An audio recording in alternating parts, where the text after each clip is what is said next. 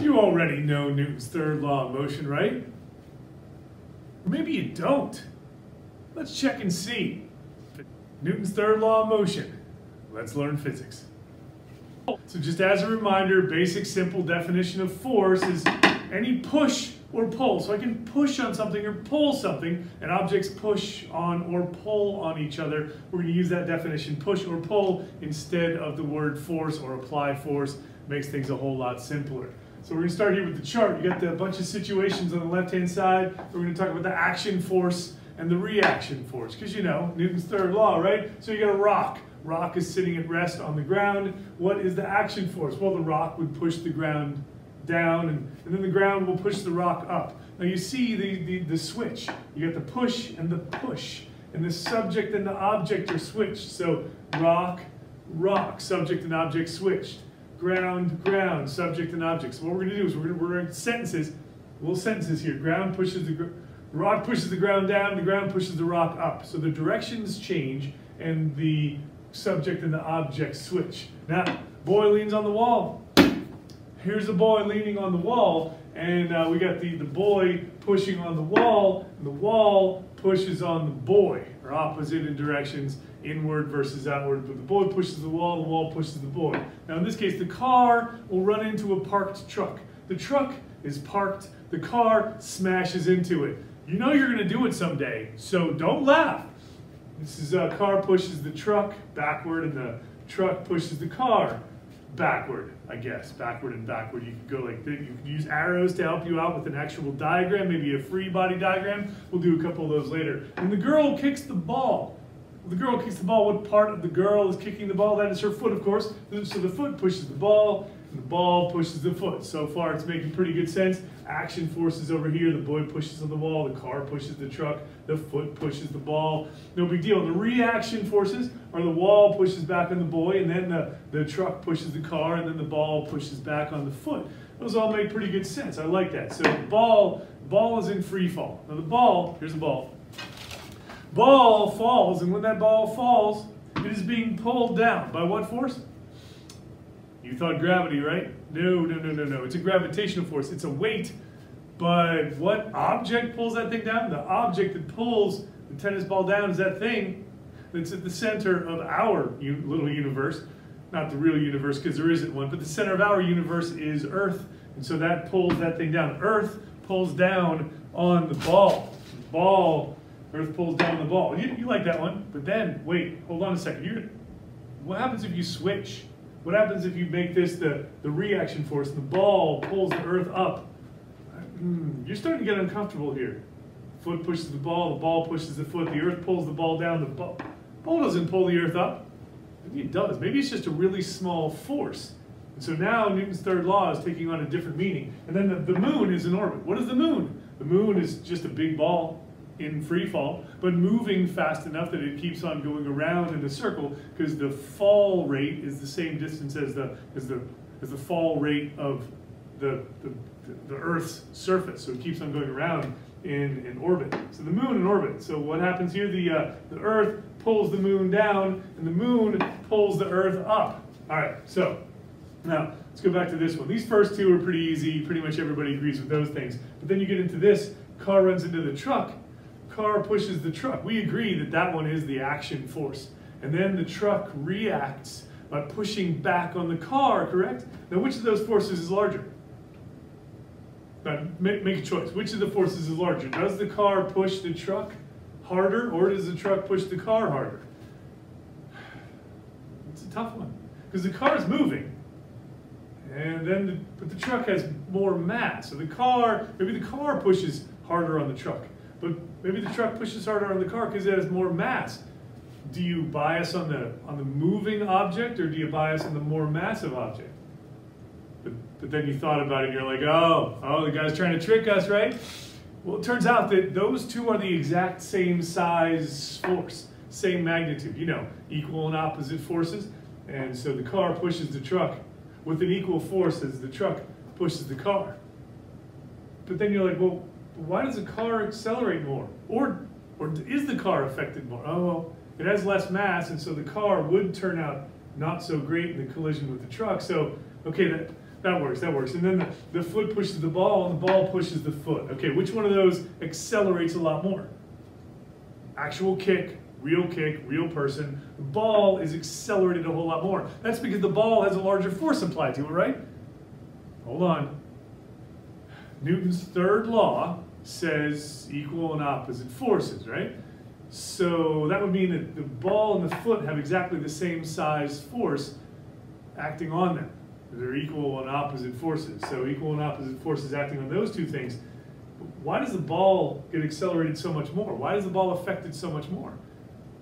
And wait a minute, does the ball get pushed by the foot first and then the ball pushes back on the foot? Is it an if-then statement? Does this one happen first and that one happen second? And does the car run into the truck? Does the car's bumper touch the truck's bumper before the truck's bumper touches the car's bumper? Hold on a second. I've got some problems here because I know that these two forces are supposed to be equal and opposite. And that this one is the action force. So it feels like this one happens first and the car pushes the truck before the truck pushes the car. But if they're always equal and opposite, how can one happen first? And then if the earth pulls the ball down and the ball pulls the earth up, which one of those is a larger force? And then you're like, well, does this one even exist? That one doesn't even really exist, right? So that's a problem. And then the earth pulls the moon down, the moon pulls the earth up. Okay, that makes a whole lot of sense, but the moon doesn't move the earth, or does it? Huh. Well, there's some problems here. The biggest problem being Newton's laws of motion. His third law of motion was the worst written thing that I've seen in a long time. Many of my students, and you and I, for the most part, all of us have a misunderstanding of Newton's third law of motion. We think, oh, action force, reaction force. And we think about the regular language, action. That word action, that means it happens first. And the reaction, that means it happens after that. Which means that something's wrong with the language that we're using because this force happens at the same time that this force does. This bumper doesn't touch that bumper before the other bumper. They touch at the same time. The foot doesn't push the ball before the ball pushes the foot. They are at the same time. And so we shouldn't be using these action terms. And the action and reaction, we shouldn't be using that language. That's pretty bad language. Although Isaac Newton wrote it, I don't think we can treat him like Moses in the Ten Commandments. We have to kind of get rid of that thing. So that action force, reaction force, garbage. And then like we bias in this direction toward the acting object, the moving object. Boy pushes the wall, and then the wall pushes the boy. Car pushes the truck, and then the truck pushes the car. So we're ordering these. We're putting the ones that seem to be the actors or the bigger ones on this side as action forces, and we're putting the reaction forces, the ones we think react, on the other side. Which, well, that's a fundamental misunderstanding of Newton's third law. So this whole chart, it is not good. Our understanding of Newton's third law is pretty bad. It's based on the language that Isaac Newton proposed and that we, for some silly reason, continue to use. I mean, we've changed his first law and his second law significantly. Why don't we change the third law and make it much better language? Let's try this thing again. All right, you've heard that for every action force, there's an equal and opposite reaction force. Well, first of all, equal, two forces that are equal are same size, the same magnitude, and in the same direction. Opposite is this. And if you have opposite forces, they can't be equal forces. So equal and opposite, according to our modern definitions of these things and our modern understanding of vectors, not going to work. Action force, reaction force, this language is just really, really, really bad. But this was one of his original formulations. This is another one to get around some of that problem. This is if object A applies a force to object B, then object B applies a same magnitude, opposite direction force to object A. But it's an if-then statement. If this happens, then it's the same problem. It's an action-reaction. It's a this happens first, that happens second. It's really difficult to get around this if-then. It's really difficult to get around the idea that the actor is preferenced over the reactor. And so that language has to be abandoned. Anyway, let's try that chart again. So what we're going to do is get rid of all this stuff and then get rid of those two words. So it's force and force. There are two forces. And those two forces, you can't think of this one as the first one and that one as the second one, this as the action, this as the reaction. You can't think of it that way. So what we have to be able to do is take take two of those and switch them. So you thought of this as the action force, and then doesn't feel comfortable, does it? The wall pushes the boy and the boy pushes the wall. Well, it doesn't matter because action, reaction doesn't exist.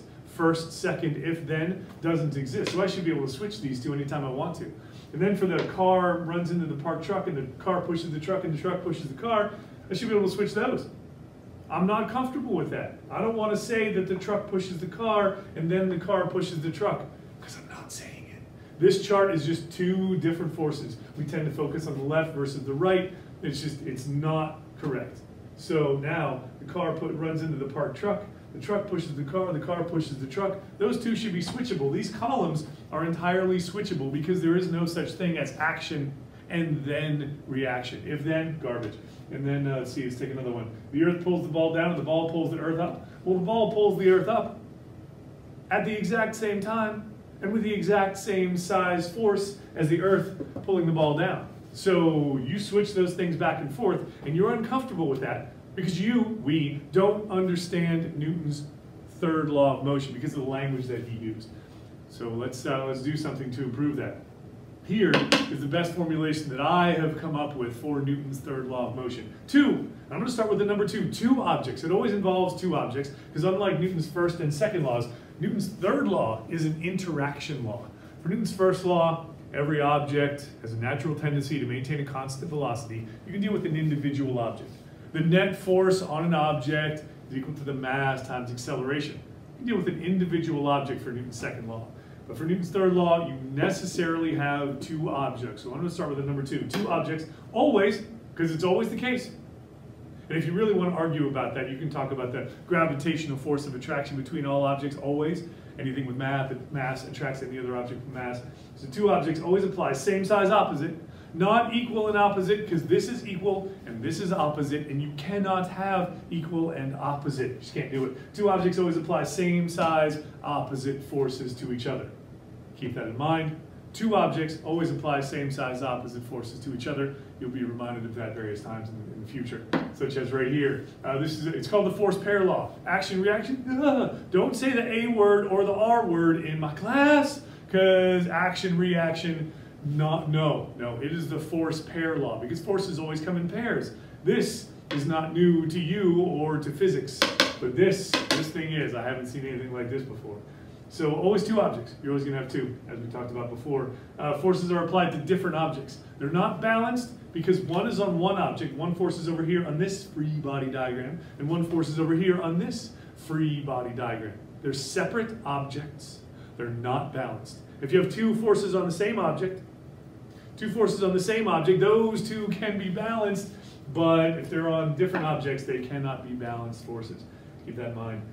Force cannot be applied to an object unless that other object can apply the same size force back to it. So take your hand and just wave it through the air. Just smack that air. You can't apply a large force to it. Not here. You cannot apply a large force to it. Why? Because it cannot apply a large force back to you at the same time. It cannot apply that same size opposite force. So you can't apply a large force back to it because it can't apply a large force back to you. Where can you? Well, if you're driving down the road and you stick your hand out the window or you stick your face out the window, you can have a large force applied to your face, and you can apply a large force to the air because the two are capable of applying large forces back and forth to each other. Can't apply the same size opposite force back to you. And then what else is here? Forces always occur in same size pairs. Same size pairs. Same size opposite pairs between those two objects, and they're simultaneous. You don't have any of that stuff. They're same size forces, simultaneous. It's not one first and then the second one. It's not if then. It's not. It's just they're simultaneous forces. Every time two objects interact, they always apply same size opposite forces to each other. This, again, remember, it implies they're not simultaneous, but they are. And this is just a reminder, two objects, always apply same size opposite forces to each other. Memorize it. Stick it in your brain. I tell my students to memorize this thing, and I give them a quiz the next day. Just memorize. It's part of your assignment. It's actually the main part. Just memorize it. Memorize it. You'll be tested on it tomorrow. What happens? 2 out of 20. 10% memorize these things. There's a reason why you're not learning, because you're not memorizing stuff. Free body diagrams. Keep in mind that free body diagrams always show one object, and all the forces, just the forces, not the acceleration, not the velocity. You can put them off on the side, but the free body diagram shows one object. It frees it from the situation. It shows one object and all the forces acting on it. Because now that we understand that there are these force pairs, every force acting on one object has another force acting on a different object. We have to remember that, oh, just the forces acting on it, not the forces that it applies to other things. So keep that in mind. Some situations. This is a car hits the truck. This is one of those things that you do not like. So this little SUV ran into a big truck. Can't really see that too well, can you? Anyway, the SUV runs into the big, fat, gigantic truck. The velocity of the car is in this direction, as you see in that arrow. Which force is larger? You tend to think that one's bigger than the other. No. This is an interaction. Every single interaction that exists in the history of the universe, same size, opposite forces. So if you have that force that is applied on the truck, then you have the exact same size force applied on the car. And you can take this usual geometry and say that those two are exactly the same size and they are opposite. They're not equal because they're opposite. They are the same size and they are opposite. Now why? Why is this one affected so much more? Well, because it has a smaller mass. Not physically smaller, not volumetrically smaller. This is physically smaller mass, smaller inertia. It's affected more for the same size force because of the smaller inertia. Now our next situation, there's a girl, she's kicking the ball, and here's the foot, and here's the ball. It's actually the foot and the body, and because her foot is planted, it's a whole different thing. But the force applied from one to the other, the ball pushes the foot backward. You can make those sentences every single time. Ball pushes, ball pulls. Ball pushes the foot pushes the ball. Which one's bigger? Oh, okay, neither one. Neither force is bigger. Which one is affected more? The ball. Why is the ball affected more? Less inertia. This thing has less inertia. It's not like her whole body attached to the ground. That's the inertia of this object over here. It's just the ball all by itself. Same size force, opposite in direction. These two, same size force, opposite in direction. Vastly different effects because of the different inertias involved. And here's another, it's third law again. This is two objects always apply same size opposite forces to each other. Get it in there. And the ball is falling toward Earth. So here's Earth, here's the moon, here's something earlier. This is the ball, here's the Earth. That is the direction of acceleration. Free body diagrams don't show acceleration. So you just put the force on one. Okay, so that's the gravitational force acting down on the ball, and at the same time that the Earth is pulling down on the ball is pulling upward on the Earth. Those two are, again, exactly the same size. But you're uncomfortable with this one. You don't think this one even exists. It's because this has a massive, it's the Earth of 6 with 24 zeros on it, kilograms. And this is like 1 with no zeros on it. This thing is so massive that you don't think anything actually happens to it. Okay, pretty much nothing does. But this, for the same size force, that will barely accelerate at all. Immeasurable acceleration. And this will accelerate a lot for the exact same size force. Not because of the difference in forces, because that's the problem. It's because of a difference in the inertia involved.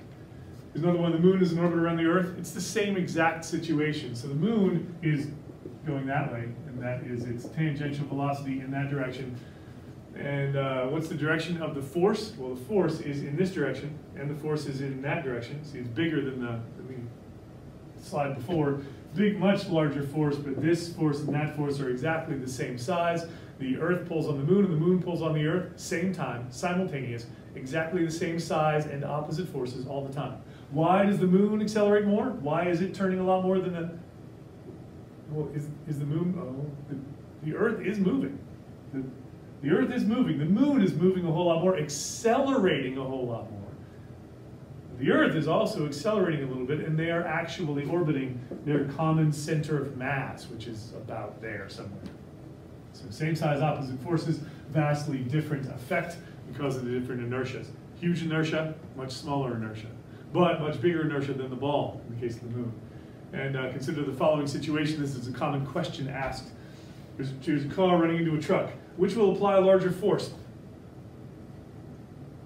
Your tendency is to still say that the truck will apply a larger force to the car because it has a larger mass. Or the car will apply a larger force to the truck because it's moving. Which will apply a larger force? No, neither one. Neither one. Neither one applies a larger force. Oops, wrong way. Neither one applies a larger force. Which will be affected more? Will be affected more. You know that because you've seen this kind of collision happen. You've seen the car run into the truck. Or you know that that's going to happen. This is going to be affected more. Why? Because this has less inertia. Less inertia. And what happens if both of them are moving? What happens if both of these are moving? Will the answers change? No, same size force. Be affected more. Car, less inertia. What happens if this is stationary and the truck is moving? Okay, so which will apply larger force? Neither. Okay, so which will be affected more? The car. Why will it be affected more? Inertia, less inertia, more inertia. Okay, does the speed affect the above answers? No. Because two objects always apply same size opposite forces to each other. Whether this moving is that, or that's moving, or both of them are moving, it doesn't matter.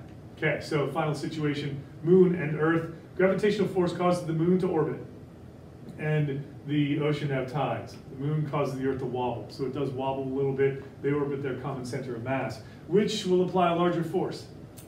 You really still want to say that the Earth is pulling on the moon with a larger force than the moon is pulling on the Earth.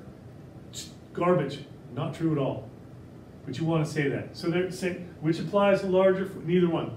Same size, opposite forces.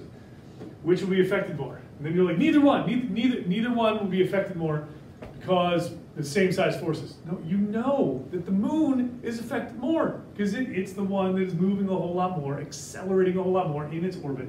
So the moon is affected more. Why will it be affected more? Smaller inertia. Smaller inertia. Larger inertia. Go back and review a bunch of this stuff because you didn't get it, you're not going to get it. You come back to this like a week from now, you'll still be just as confused as you were the first time. Remember, two objects always apply same size opposite forces to each other. Stick that in your brain, try to apply it. It's tough. We really don't get Newton's third law of motion. Let's try to do it better.